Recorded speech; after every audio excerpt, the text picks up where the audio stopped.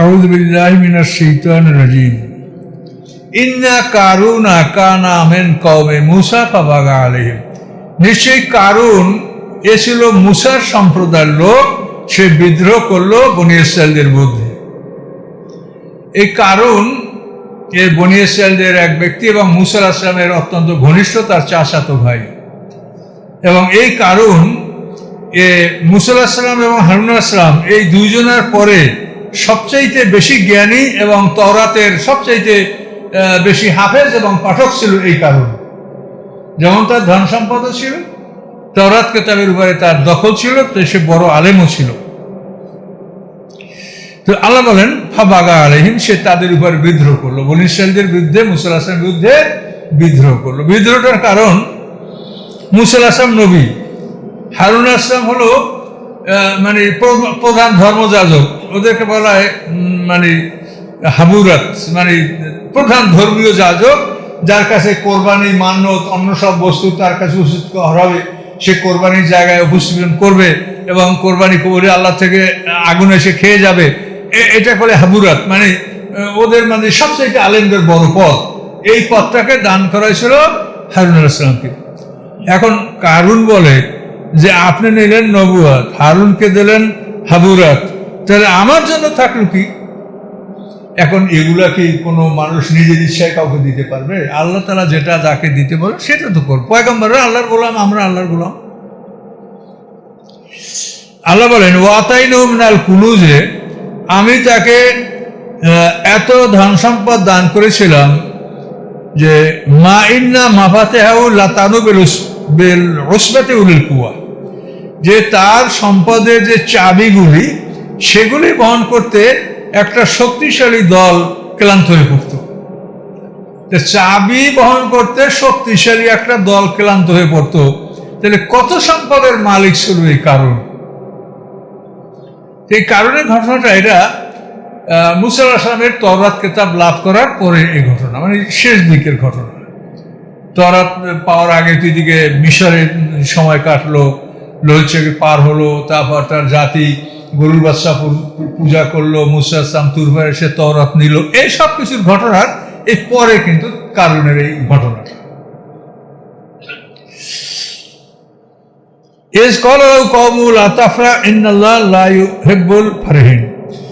যখন কারুনের সম্প্রদায় তাকে বুঝে বলল লা তাফরাহ, তুমি অহংকার করো না, তুমি অহংকার করো না, আল্লাহ তাআলা অহংকারকারীদেরকে ভালোবাসেন না। আবতাগে ফিমা আতাকাল্লাহু দারাল আখিরাহ, তোমাকে যে আল্লাহ দিয়েছে তার মাধ্যমে তুমি পরকাল অনুসন্ধান করো। তোমার যে ধন সম্পদ আল্লাহ দিয়েছে এর মাধ্যমে তুমি পরকাল অনুসন্ধান করো। আপনাদেরকেও এই কথাটা, যে ধন সম্পদ আল্লাহ যাকে আপনাকে দিয়েছে এর দ্বারা পরকাল অনুসন্ধান করেন। সমাজে কিছু কল্যাণমূলক কাজ করে যান, যেখান থেকে মরার পরেও কবরে কিছু কিছু দৈনিক পাবেন। কিন্তু বর্তমানে সমস্যা কি, আমাদের সাথে তো বিভিন্ন শ্রেণীর লোকের আসে, তো এমন লোক বহু আছে যারা কোটি কোটি টাকা ব্যয় করতে পারেন, কিন্তু ব্যয়টা যে কার মাধ্যমে করবেন এই লোক তারা পাচ্ছে না। এইটা হলো সমাজে একটা বিরাট অভাব।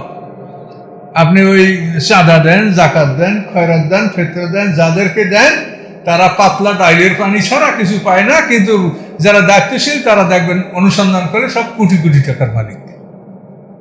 অথচ সম্পদগুলি কিন্তু তাদের কাছে যাচ্ছে জাকাত, ফিতরা বা এই ধরনের সম্পদগুলি জমা হচ্ছে। এই যখন দুই একটা কিছু আমাদের ধরা পড়ে, আমরা পেপার পত্রে দেখি, অবাক হয়ে যায় যে এই সমস্ত আলেমরা তারা কোটি কোটি টাকার মালিক, এটা কি করে হয়? কোথার থেকে আসল সম্পদ? এই সম্পদ তো আসলেই জনগণের জাকাত, ফিতরা যাদেরকে দেওয়া আছে তাদেরকে বঞ্চিত করা হয়। এই সাধারণ মাদ্রাসায় ছোট ছোট ছেলে, এরকম বাচ্চা দেখলে মায়া লাগে, কিন্তু তাদের খাবারের সময় যে দেখেন আপনি চোখের পানি পড়বে, কি খাওয়ানো হচ্ছে তাদেরকে। যদি না থাকে সেটা আলাদা কথা, কিন্তু এই সব প্রতিষ্ঠান থেকেই দেখা যায় যে যারা দায়িত্বশীল তারা কোটি কোটি টাকার মালিক। তাহলে এই জন্য এই বিষয়গুলি খুবই মারাত্মক। এখানে তা বনী ইসরাঈলরা কি বললো, যে তোমাকে যে আল্লাহ তাআলা ধন সম্পদ দিয়েছে এর দ্বারা তুমি পরকাল অনুসন্ধান করো, পরকালের জন্য তুমি কাজ করো। এগুলির জন্য ভালো মানুষ দরকার। পৃথিবীতে এত মানুষ, তার মধ্যে ভালো মানুষ নাই। আমার ওই স্যার মোস্তাফি স্যার বলতেন, water water water, everywhere is water, but there is no a drop to drink. পান করার মতো এক ফোঁটা পানি নাই, কিন্তু পানিতে ডুবে মানুষ মরছে। বন্যার সময় কিন্তু পানিতে ডুবে মানুষ পড়ে, কিন্তু সেই সময় খাবার পানির অভাবে মানুষ মরে। দেখেন, তা আমাদের অবস্থা তাই যে মানুষে ভরা, কিন্তু মানুষের মতো মানুষ আমাদের মধ্যে নাই। এটা একটা বিরাট সংকট। আমার কাছে যারা বেশ কিছু সম্পদশালী লোকদের বিদেশে সারা পৃথিবীতে যারা আছে, তো তাদের আমি কোনো একটা ডিমান্ড আমি পূরণ করতে পারিনি। একজনের ভালো হাফেজ চাইছে আমার কাছে, তো হাফেজদের সাথে যাদের ভালো সম্পর্ক, আমার সাথে সম্পর্ক, যাদের কাছে মোবাইল করি সেই বলে এই যে হুজুর আমার হাফেজ প্রয়োজন, আমি পাই না, আপনার কোথা থেকে হাফেজ দেব? দেখেন, তাহলে এখন এই ভালো মানুষ এইটা হওয়ার জন্য আপনাকে কোথায় যেতে হবে? আপনি মুহাম্মদ সাল্লাল্লাহু আলাইহি ওয়াসাল্লামের জীবনীটা পড়েন, আর কিচ্ছু লাগবে না আপনাকে। মনে রাখেন, একটা মানুষ যদি মুহাম্মদ সাল্লামকে অনুসরণ করতে পারে, তাহলে সম্পূর্ণ কোরআন তার অনুসরণ করা হয়ে যাবে। যেহেতু কোরআনে যা আছে সব মুহাম্মদ সাল্লাম পালন করছেন, আর আল্লাহ বলছেন যে মুহাম্মদ সাল্লামকে অনুকরণ করো। তাহলে আপনি যদি আল্লাহ রসুলের অনুকরণ করতে পারেন, তাহলে আপনি বিশ্বাস করেন যে আপনি সমস্ত কোরআন আপনি পালন করেছেন।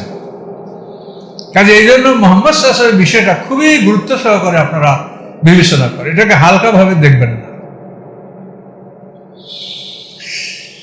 তো কারণকে বলা হলো যে তুমি অহংকার করো না, তোমাকে আল্লাহ যা সম্পদ দিয়েছে তার দ্বারা তুমি পরকাল অন্বেষণ করো। আর অলা তানসা নাসিবা কামেনার দুনিয়া, আর দুনিয়ার অংশটাও তুমি ভুলে যেও না। দুনিয়ার অংশ অর্থাৎ দুনিয়ার খাওয়া পরা ভোগ বিলাস যা আছে তা তুমি করো, তাও নিষেধ নেই। ও আহসান, এবং তুমি এহসান করো, পর উপকার করো, কামা আহসান আল্লাহু ইলাইকা, যেভাবে আল্লাহ তোমার উপর এহসান করেছে তুমি সেভাবে আল্লাহর সৃষ্টির উপর এহসান করো। ওলা তাবগিল ফাসাদা ফিল আরদ, পৃথিবীতে তুমি ফাসাদ করে বেড়াও না, অহংকার করে বেড়াও না, মানুষকে কষ্ট দিও না। ইন্নাল্লাহা লা ইউহিব্বুল মুফসিদিন, আল্লাহ তাআলা কখনো ফাসাদকারীকে ভালোবাসেন না। কারণকে যখন এই উপদেশ দেওয়া হলো, ক্বালা ইন্নামা উতীতু আলা ইলমিন ইনদি, যে আমার সম্পদ এটা তো আমার নিজের জ্ঞানের কারণে আমি লাভ করেছি, আমার জ্ঞান দ্বারা, আমার জ্ঞান কৌশল এর মাধ্যমে আমি এই সম্পদ লাভ করেছি। কারণ জবাব দিল যে ওখানে বলা হলো যে আল্লাহ দিয়েছে, আল্লাহ হেসান করছে, তুমি হেসান করো। আর ও জবাব দিল ইন্নামা উতীতু আলা ইলমিন ইনদি, আমার কাছে যে এলেম আছে সেই এলেমের বদৌলতে আমি এই সম্পদ অর্জন করেছি। আমার ব্যবসা করার জ্ঞান, ধন সম্পদ উপার্জন করার জ্ঞান, কিভাবে সম্পদ আয় করি, সব জ্ঞান আমার আছে, সেই জ্ঞানের ভরে আমি এটা অর্জন করেছি। কোনো কোনো তাফসীরকাররা বলেন যে তার পরশ পাথরের জ্ঞান ছিল। এখন এইসব ব্যাপারে আমি আপনাদের কিছু বলতে পারবো না। পরশ পাথর বলতে আসলে কি পৃথিবীতে কিছু আছে কি নাই, এর আমার কাছে আর কোনো প্রমাণ নেই। পৃথিবীতে কতগুলো প্রচলিত কথা, সুলাইমান আলাইহিস সালামের আংটি, খাতেমে সুলাইমানি, এই আংটি কি আসলেই সত্য কিছু, এটা আমি এটা বলতে পারছি না কিছু। কোরআনের কোনো প্রমাণ নাই। পরশ পাথর, যে পাথর কোনো পাথরে টাচ করলে সোনা হয়ে যাবে, তো এইরকম যে একটা কথা আছে, কিমিয়া বলে আরবিতে, এবং কিমিয়ায় সাদাত নামিত বই আছে, সৌভাগ্যের পরশ পাথর। এই যে কিমিয়া, তো কিমিয়া জিনিসটার অস্তিত্ব আছে কিনা পৃথিবীতে, এটা আমি বলতে পারছি না। সমাজে ব্যাপক এই কথার প্রচলন আছে, কিন্তু এটা আমার কাছে, আমি যে আপনাকে বলবো যে এটা হ্যাঁ বা না, এটা বলার কোনো ক্ষমতা আমার নাই। যেগুলি কথা সমাজে ব্যাপকভাবে মানুষ মানে।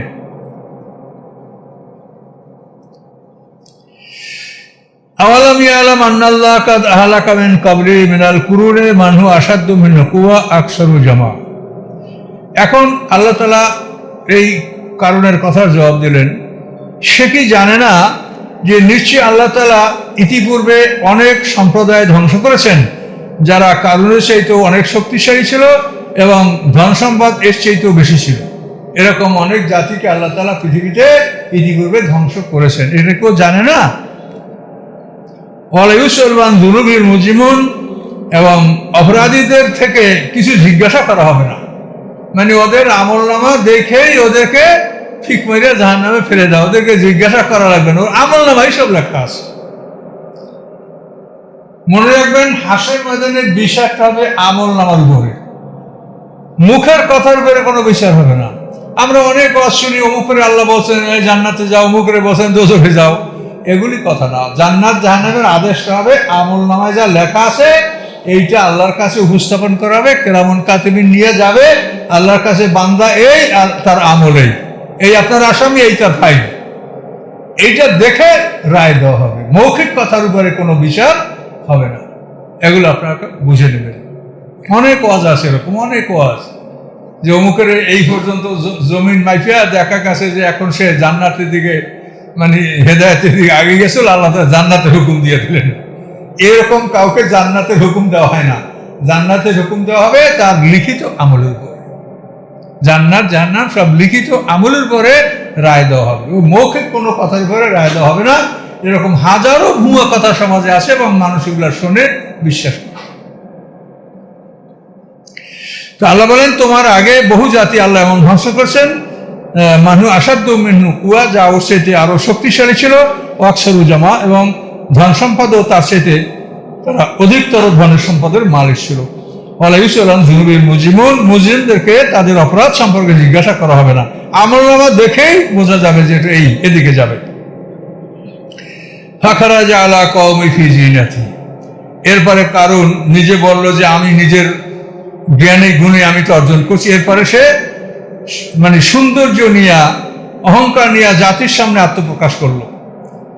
তার কত সুন্দর ঘোড়া আছে, কত সুন্দর গাধা আছে, কতটা দাসী আছে, তার কতটা বন্ধু বান্ধব আছে, এভাবে তার সম্পদের সমারোহ এটা সে করে সে সমাজে আত্মপ্রকাশ করছিল। ক্বালাল্লাযীনা ইউরিদুনা হায়াতাদ দুনিয়া, যারা দুনিয়া জীবন কামনা করে তারা বলছিল কি, ইয়া লাইতা লানা মিসলা মা উতিয়া কারুন, হায় কারুনকে যা দেওয়া হয়েছে এটা দিয়ে আমাদেরকে দেওয়া হতো। কারুনের এই ধন সম্পদ, তার স্বর্ণের বাড়ি, স্বর্ণের দরজা, এবং তার দাস দাসী, ঘোড়া, উট, এই যে ধন সম্পদ দেখে একদল লোক বলল, ইউরিদুনাল হায়াতাদ দুনিয়া, কারা যারা দুনিয়া কামনা করে তারা বলল, ইয়া লাইতা, হায় আফসোস, লাইতা লানা মিসলা মা উতিয়া কারুন, কারুনকে যে দেওয়া হয়েছে আমার দেওয়া হতো। ইন্নাহু লাযু হাজ্জিন আযীম, নিশ্চয়ই সে বড় ভাগ্যবান। কারুন বড় ভাগ্যবান, ভাগ্যবান মোটেই না, বোঝা বহনকারী গাধা। কথা বুঝতে পারছেন? ভাগ্যবান হলো যারা ঈমান এবং তাকওয়া অর্জন করছে, তারা হচ্ছে ভাগ্যবান। আর এই সম্পদ যারা অর্জন করছে তারা হচ্ছে মানে গাধার পিঠের বোঝা। وقال الذين اوتوا العلم ويلكم ثواب الله خير لمن آمن وعمل صالحا ولا يلقاها إلا الصابرون। কারণ যখন তার বেশভূষা নিয়ে, তার সম্পদের মহড়া, উট, গরু, ছাগল, ভেড়া, দাস দাসী, এগুলি নিয়ে যখন সে বিশাল একটা শোডাউন করলো, তখন একদল মানুষ তো আফসোস করলো যে আমরা যদি তার মধ্যে হতে পারতাম। কিন্তু যাদেরকে আল্লাহ জ্ঞান দান করেছেন তারা বললেন, অকালাল্লাযীনা উতুল ইলমা, ওইসব লোকেরা বললেন যাদেরকে জ্ঞান দান করা হয়েছে, ওয়াইলাকুম, তোমাদের ধ্বংস হোক, তোমরা কেন কারণের মতো হতে চাচ্ছ? সওয়াবুল্লাহ খায়রুল লিমান আমানা, আল্লাহর বিনিময়ে আল্লাহর পুরস্কার উত্তম ওই ব্যক্তিদের জন্য যারা ঈমান এনেছে, ও আমিলা সালেহ, এবং সৎকর্ম সম্পাদন করেছে। তো ঈমান এবং আমল যারা করেছে তারা যে আল্লাহর কাছে পুরস্কার পাবে, এটা কারণের সম্পদের সেটা অনেক বড় পুরস্কার পাবে। ওয়ামাইউল্লাকা ইল্লা সাবিরুন, এবং আল্লাহর পক্ষের এই পুরস্কার ধৈর্যশীল ছাড়া অন্য কেউ পাবে না। তাহলে এখন পৃথিবীর যত ধন সম্পদ থাকুক, এর গ্যারান্টি নেই যে আপনি কতটা ব্যবহার করতে পারবেন, কত সময় থাকতে পারবেন, কখন আপনাকে ডাক দিবে, এটার কোনো রকম কোনো খবর কারো কাছে নাই। কাজে এই জন্য আল্লাহর বিনিময়, আল্লাহর পুরস্কার, তো এটা ধৈর্যশীল ছাড়া কেউ লাভ করতে হবে, ধৈর্য ধারণ করতে হবে। ঈমান এবং আমলে সালেহ এবং ধৈর্য, তিনটা কথা বলেছে, ঈমান, আমলে সালেহ, ধৈর্য। এই যে আপনারা নামাজ পড়ছেন, কষ্ট, তারপরও কিন্তু নামাজ পড়ছেন। নামাজ পড়াটা কিন্তু বড় কষ্টের কাজ। এটা খুবই কষ্টের কাজ। সুন্দরভাবে নামাজ পড়া এটা খুব কষ্টের কাজ। আল্লাহ সূরা বাকারায় বলেছেন, ওয়াস্তাইনু বিস-সাবরি ওয়াস-সালাহ, নামাজ এবং ধৈর্যের মাধ্যমে আল্লাহর সাহায্য কামনা করো। পরে আল্লাহ বলেন, ওয়াইন্না লাকাবীরাতুন ইল্লা আলাল খাশিন, এই নামাজ এবং ধৈর্য এটা বড় কঠিন কাজ ওই সমস্ত ব্যক্তিদের ছাড়া যারা আল্লাহ ভীরু, যারা আল্লাহকে ভয় করে। আল্লাহর ভয়েই একমাত্র মানুষ নামাজ আদায় করতে পারে। নামাজ কিন্তু খুব কঠিন কাজ। আল্লাহ বলেন, কারণ যখন এইভাবে প্রদর্শন করলো, আল্লাহ বলেন, ফাখাসাফনা বিহি আবদারিল আরদ, আমি তাকে তার বাড়িঘর সহ আমি মাঠে মেরে ধসিয়ে দিলাম। ফামা কানালুম ফিয়াতি ইয়ানসুরুনাহু, তার জন্য এমন কোনো দল বা সম্প্রদায় ছিল না যে তাকে সাহায্য করতে পারে, মিন দুনিল্লাহ, আল্লাহর মোকাবিলায়। কারণ কে আল্লাহর রক্ষা করতে পারে এমন কোনো দল গোত্র কেউ ছিল না। ওমা কানা মিনাল মুনতাসিরিন, এবং সে নিজেও এটার মোকাবেলা করার ক্ষমতা রাখছিল না। এখন এই কারণের ধ্বংসের কারণটা তাফসীরে বলা হয়েছে যে কারণ এভাবে সম্পদের শোডাউন করলো, তাকে বলা হলো যে তুমি সম্পদের হক আদায় করো, দুনিয়ায় ভোগ দখল ভোগ বিলাস তাও করো এবং তোমার মালের হক আদায় করো। কিন্তু কারণ বললো যে আমার নিজের জ্ঞানে, নিজ জ্ঞান বলে গুণ বলে আমি এটা অর্জন করছি। তো এরপরে জাকাতের বিধান আসলো। মূসা আলাইহিস সালাম কারণকে জাকাতের বিধান শোনালেন। মূসা আলাইহিস সালাম বলেন যে তুমি প্রত্যেক 1000-এ একটা, 1000 প্রতি একটা, তোমার 1000 দিরহামে তুমি একটা দিরহাম দিবা, 1000 স্বর্ণমুদ্রায় তুমি একটা স্বর্ণমুদ্রা দিবা, তোমার 1000 ছাগল থেকে একটা ছাগল, 1000 উট থেকে একটা উট, এরকম সমস্ত মালের 1000-এ একটা। খুবই নিম্ন মানের জাকাত। আমাদের দেশে অনেক জাকাত অনেক বড়। তো এইভাবে কারণকে শুনাই দেওয়া হলো। এখন কারণ বাইরে যা হিসাব করে দেখে যে 1000-এ 1 টাকা দিলে তাতে অনেক টাকা দিতে হচ্ছে, এটাও তার কাছে খুব বেশি হয়ে যাচ্ছে। তার কারণ যার সম্পদের চাবি বহন করতে বড় একটা শক্তিশালী দল দুর্বল হয়ে পড়ে, ক্লান্ত হয়ে পড়ে, তাহলে তার সম্পদ কত? মানে 1000-এ 1 দিরহাম, 1000-এ 1 দিনার, এতে অনেক তাকে দিতে হচ্ছে, এতে দিতে সে রাজি না। শেষ পর্যন্ত সে বনী ইসরাঈলকে ডেকে বললো যে মূসা, তোমাদেরকে তো যা দিন করেছে ভালো করেছে, তোমাদেরকে সে আল্লাহর পথে ডাকে এভাবে দাবি করেছে, এখন সে তোমাদের ধন সম্পদ কেড়ে নেওয়ার জন্য চেষ্টা করছে। এই দেখো সেভাবে ধন সম্পদ চাচ্ছে, তাহলে এটা আমরা দিব না। তো সবাই কি করা হবে? বলে আমরা মূসার বিরুদ্ধে অভিযোগ তুলব এবং এমন করব যাকে বনী ইসরাঈলরা তাকে ঘৃণা করে। তখন সে কারণ বলল, সেই সমাজে এক মহিলা ছিল বেশ্যা, সেই মহিলা তাকে কারণ ডাকলো, ডাকে বলে যে শোনো, তোমাকে আমি এই সম্পদ এখন দিলাম, তোমাকে আমি আরো সম্পদ দেব এবং আমি তোমাকে আমার স্ত্রীদের মধ্যে গণ্য করে নেব। তোমাকে একটা কাজ করতে হবে, তাহলে আগামীকাল মূসা আলাইহিস সালাম যখন ওয়াজ করতে মজলিসে বলবে, তখন তুমি বলবা যে মূসা আমার সাথে জেনা করেছে। তুমি যে যেটা বলো তা তোমাকে আমি এখন এই দিলাম, পরে আরো এই দিব। তখন মহিলা রাজি হয়ে গেল, ঠিক আছে। পরের দিন লোকজন জমা হলো। জমা হওয়ার পরে এখন তারা খবর দিল মূসা আলাইহিস সালামকে, যে লোকজন জমা হয়েছে আপনি আসেন, তাদেরকে ওয়াজ নসিহত করেন। তো মূসা আলাইহিস সালাম এসে ওয়াজ নসিহত করতে লাগলেন। চুরি করলে তার হাত কাটা হবে, ডাকাতি করলে ডাইন হাত বাম কাটা হবে, যদি অবিবাহিতরা জেনা করে 100 পিটান দেওয়া হবে, বিবাহিতরা জেনা করলে প্রস্তর আঘাতে হত্যা করা হবে। এই বিধানগুলি যখন বলতে লাগলেন, তখন কারণ বলে যে এই অপরাধ যদি আপনি করেন তাহলে আপনাকেও, বলে হ্যাঁ আমাকেও, আমি অপরাধ করলে যদি এই অপরাধ আমি করি আমারও এই বিচার হবে। তখন ওই মহিলাকে বলা হলো যে দেখেন আপনার বিরুদ্ধে। তখন ওই মহিলা আগেই বলা ছিল, ও দাঁড়ালো তো, এবং ওই মহিলার ব্যাপারে বলল যে আপনি অমুক মহিলার সাথে আপনি জেনা করেছেন। তখন মূসা আলাইহিস সালাম খুবই দুঃখিত হলেন এবং বলেন যে কই সেই মহিলা, ডাকো। তখন মহিলাকে ডাকা হলো। ডাকার পরে মূসা আলাইহিস সালাম তাকে বললেন যে আল্লাহ আমাদেরকে লোহিত সাগর পার করে নিয়ে আসেন, যে আল্লাহ মূসার উপরে তাওরাত দান করছেন, যে আল্লাহ তোমাদের তওবা কবুল করছেন, সে আল্লাহর কসম দিয়ে তোমাকে বলছি যে ওরা যা অভিযোগ করছে এটা কি সত্য? তো মহিলা চিন্তা করলো যে না, আমি ধ্বংস হয়ে যাব। মহিলা বলল যে না, এটা সত্য না, বরং কারণ আমাকে টাকা পয়সা দিয়েছে, আরও দেওয়ার কথা বলেছে, এই জন্য আমাকে এই কথা বলার জন্য ওরা এইভাবে পরামর্শ দিয়েছে। তখন মুসা আলাইহিস সালাম খুবই দুঃখিত এবং ক্ষিপ্ত হলেন এবং আল্লাহর কাছে কারুনের বিরুদ্ধে বদদোয়া করলেন। এই বদদোয়া করার পরে মুসা আলাইহিস সালাম বললেন যে তোমরা কারুনের পক্ষে কারা থাকবে, আমার পক্ষে কারা, পৃথক হয়ে যাও। তখন ওই কারণের সমর্থক যারা যারা গভীর জ্ঞান রাখে না, দুনিয়া ধন সম্পদ এটাই প্রধান, ওরা আস্তে আস্তে কারণের দল থেকে মুসার দিকেই চলে আসতে লাগলো। কারণের সাথে মাত্র 2টা লোক ছিল, তাফসীরে বলা হয় 2টা লোক ছিল। এমতো অবস্থায় আল্লাহ তাআলা মানে মুসা আলাইহিস সালাম তার কার্যক্রম এটা শুরু করলেন। মুসা আলাইহিস সালাম আল্লাহর কাছে এই প্রার্থনা করেছিলেন যে আল্লাহ, আমাকে আপনি ক্ষমতা দান করেন, মাটিকে আমার অনুগত করে দেন যে আমি যা বলি মাটি যেন আমার কথা শুনে। তখন আল্লাহ তাআলা মুসা আলাইহিস সালামের দোয়া কবুল করলেন। এরপরে মুসা আলাইহিস সালাম মাটিকে আদেশ দিলেন যে ওদেরকে ধরো। তখন ওরা সিংহাসনে গদিতে বসা ছিল, এই গদিগুলি কোথায় বিলুপ্ত হয়ে গেল, ওরা মাটিতে অবস্থান করলো, মাটির উপরে দাঁড়ালো। দাঁড়ার পরে মুসা আলাইহিস সালাম বলে যে ওদেরকে ধরো।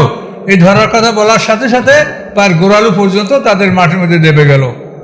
তখন ওরা চিৎকার শুরু করলো, কিন্তু মুসা আবার ওদের ধরো। দ্বিতীয়বার তাদের কোমর পর্যন্ত মাটিতে গেড়ে গেল, ওরা চিৎকার করছে বারবার। তৃতীয়বার মুসা আলাইহিস সালাম ওদেরকে ধরো, তখন ওদের গলা পর্যন্ত, কণ্ঠনালী পর্যন্ত মাটি আসলো। এর পরের বারেই তারা মাটির মধ্যে একেবারে দেবে গেল। তো তাফসীরে বলা আছে যে কারণ এবং তার 2 সাথী অন্তত 70 বার মুসা আলাইহিস সালামের কাছে ক্ষমা চেয়েছে, কিন্তু মুসা আলাইহিস সালাম তো খুব কঠিন মেজাজি মানুষ, আর এদের তওবা আল্লাহ কবুল করবেন না। শেষ পর্যন্ত তারা এভাবে মাটির মধ্যে ধ্বংস হয়ে গেল।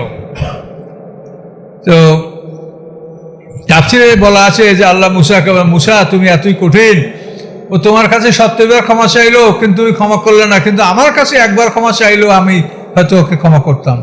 আর আল্লাহ ঘোষণা করলেন যে এই আজকের দিনের পরে আমি মাটিকে আর কারো অনুগত করে দেব না। এই যে মুসার অধীনস্থ করে মাটি তুমি যা বলবো মাটি শুনবে, আল্লাহ বলছে এটা আমি আর কাউকে এই ক্ষমতা আমি দিব না। কারণ মাটির মধ্যে তার সাথীদেরকে সহ আস্তে আস্তে মাটির মধ্যে ধসতে লাগলো। পরের দিন বনি ইসরাঈলরা আপোষে পরামর্শ করে যে মুসা কারুনকে বদদোয়া করে ধ্বংস করছে, এখন এই কারুনের যত ধন সম্পদ এই মুসা নিবে, এই জন্যই মুসাটা করেছে। যখন বনি ইসরাঈল এইভাবে কানাঘুষা করলো, তখন কারুন আল্লাহর কাছে তখন মুসা আলাইহিস সালাম আল্লাহর কাছে বললেন যে আল্লাহ ওদের বাড়িঘর সম্পদ সহ আপনি ধসাইয়ে দেন।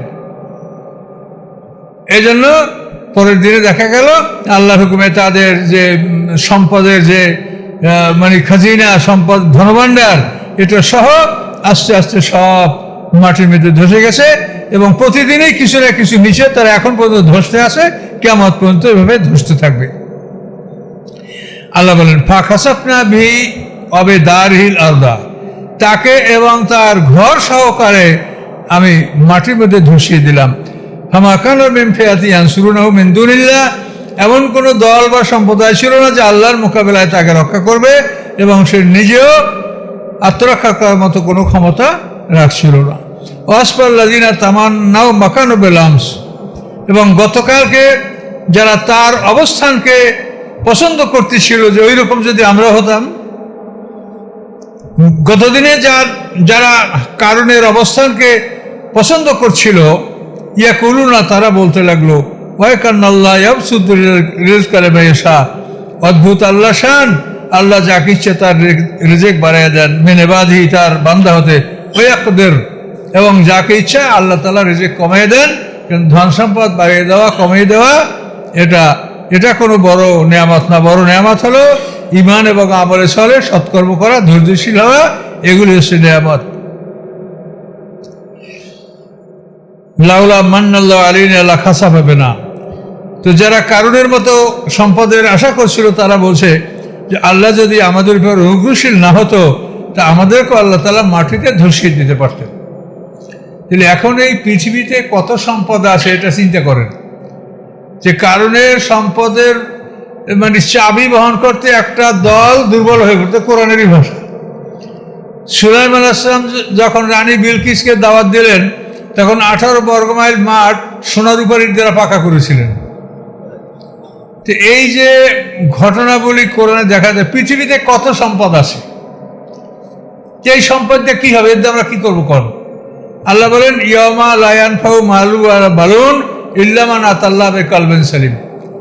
সেদিন মানুষের মাল এবং আওলাদ তার কোনো উপকারে আসবে না, বরং ইল্লা মান আতাল্লাহ বিকলবিন সালিম, যে রোগমুক্ত হৃদয় নিয়ে যে আল্লাহর কাছে উপস্থিত হবে তার উপকার হবে, সে জয়যুক্ত রোগমুক্ত হৃদয়। এই অন্তরের ব্যাধি, এইটার চিকিৎসা হলো আল কোরআন। এই আল কোরআন দ্বারা এই অন্তরটাকে যদি আপনি পরিষ্কার করতে পারেন, তাহলে এটা আপনার উপকার হবে। দেহের চিকিৎসা ডাক্তারখানা, হাসপাতালে, মেডিকেলে, কিন্তু আপনার মনের চিকিৎসা হলো কোরআন। নুনাজ্জিলু মিনাল কোরআনি মা হুয়া শিফাউ ওয়া রাহমাতুল লিল মুমিনিন। আল্লাহ বলেন, কোরআনে আমি এমন বস্তু নাজিল করি যা মুমিনদের জন্য শেফা এবং রহমত। কাজেই কোরআনের মাধ্যমে আমাদের চিকিৎসা করতে হবে। মানুষের দেহের সবচাইতে কঠিন রোগ হচ্ছে ক্যান্সার। এটা হলে মানুষ নিরাশ হয়ে যায় যে আমি আর বাঁচব না। আর ইমানের সবচাইতে কঠিন রোগ হলো মিথ্যা বলা। এরপরেই 2 নম্বরে আত্মসাৎ। তো আত্মসাৎ করতে হলে মিথ্যার আশ্রয় নেওয়া লাগে। মিথ্যা আর আত্মসাৎ, এর দুইজন মানে একেবারে একে অপরের হেল্পার। এবং এই মিথ্যা কথাটা এত বড় গুনাহ, আল্লাহ রাসূল বলছেন যে এটা শিরকের সমতুল্য গুনাহ। শিরক, যে গুনাহ আল্লাহ কখনোই ক্ষমা করবেন না। এবং কোরআন পাকে আল্লাহ রাসূল এই আয়াতের উদ্ধৃতি দিয়েছেন। মদিনার মসজিদে আল্লাহ রাসূল একদিন ওয়াজ করতেছিলেন, সেই সময় আল্লাহ রাসূল বলেন যে মিথ্যা কথা শিরকের সমতুল্য গুনাহ, এবং তিনি কোরআনের আয়াত নাযিল, ওই আয়াত পাঠ করলেন, ফাজতানিবু রিসা মিনাল আওসানি ওয়াজতানিবু কাউলা যুর। আল্লাহ বলেন, তোমরা মূর্তির অপবিত্রতা থেকে আত্মরক্ষা করো এবং মিথ্যা হতে তোমরা আত্মরক্ষা করো। তখন আল্লাহ রাসূল বলেন যে শয়তানের অপবিত্রতা, মূর্তির অপবিত্রতা আর মিথ্যা বলা, দুইটা আল্লাহ একই জায়গায় উল্লেখ করেছেন। এই দুইটা সমপর্যায়ের অপরাধ, সমমানের পাপ, মিথ্যা বলা। অথচ মানে আমরা এই জাতিটা এমন একটা জাতি যে মিথ্যাটাই মনে হচ্ছে যেন আমাদের পুঁজি, আমাদের মূলধনই মিথ্যা। অথচ আমরা মুসলমান। কি এক আশ্চর্য ব্যাপার বলে, আমরা মুসলমান অথচ মিথ্যা আমাদের পুঁজি। এটা কেন হবে? তো এরকম হলে আমরা কি জান্নাত পাবো? আল্লাহর তো কেউ অভাব আছে নাকি যে তিনি ওই মানে নষ্ট, খারাপ, মানে ওই পোকরা তরকারি, যে তরকারির পোকা লাগছে, এগুলা আপনারা কেনেন কেউ? তা আল্লাহ তাআলা, আমরা যদি ওইরকম ভাঙ্গাচুরা মুসলমান হইতে, এগুলো আল্লাহ নিয়ে কি করবে? আল্লাহ বলছে, আমি তোমাদেরকে সৃষ্টি করছি লিয়াবলুয়াকুম আইয়ুকুম আহসানু আমালা, যে তোমাদের মধ্যে কে সবচেয়ে ভালো কাজ করে এটা আমি দেখবো। তা আমরা ভালো কাজ কি করে করবো বলেন? কাজে এই জন্য এই ব্যাপারটা নিয়ে আপনাদের গভীর চিন্তা করা উচিত যে আমাদের এই জাতিকে কিভাবে আমরা এর থেকে বাঁচাবো। আর জাতিকে বাঁচাতে না পারলে অন্তত নিজের পরিবারকে বাঁচান। নিজের পরিধিতে নিজের পরিবারটাকে আপনি একটা সত্যবাদী পরিবার কিভাবে হতে পারে, আপনার এই পরিকল্পনা নেন। এই যে নফল ইবাদতে এত সব অত সব, যত সব বলেন, এই মিথ্যা যদি থাকে তো সব বরবাদ। মিথ্যা এবং আত্মসাৎ। আল্লাহ রাসূল বলেছেন যে সাহাবায়ে কেরাম প্রশ্ন করে, ইয়া রাসূলুল্লাহ, মুমিন কি চুরি করতে পারে? হ্যাঁ করতে পারে, কখনো ভুল হতে পারে। মুমিন কি জিনা করতে পারে? হ্যাঁ তাও করতে পারে। মুমিন কি খুন করতে পারে? তাও ভুলবশত করে বসতে পারে। এরপর মুমিন কি মিথ্যা বলতে পারে? আল্লাহ রাসূল না, মিথ্যা বলতে পারে না। মুমিন কি আত্মসাৎ করতে পারে? আল্লাহ রাসূল আত্মসাৎ করতে পারে না। তাহলে মুমিন, মিথ্যা এবং আত্মসাৎ, এই দুইটা বৈশিষ্ট্য যদি আপনি কারোর মধ্যে দেখেন, তার ইবাদত বন্দেগী যতই মনে করেন সে মুমিন না, আল্লাহর কাছে সে মুক্তি পাবে না। এগুলি আমাদের কিছু করার, এটা আইন। এটা আমার কথা না যে আমি আপনাকে বললাম, এটা আল্লাহর আইন, সেটা আপনাকে শোনালাম।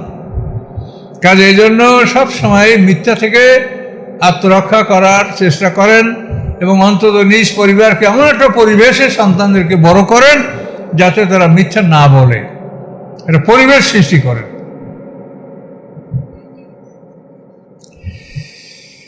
তো আল্লাহ তাআলা বলেন যে তোমার মাল আওলাদে তোমার কোনো উপকার হবে না, তুমি কলবে সালিম রোগমুক্ত হৃদয় নিয়ে যদি তুমি আল্লাহর কাছে যেতে পারো।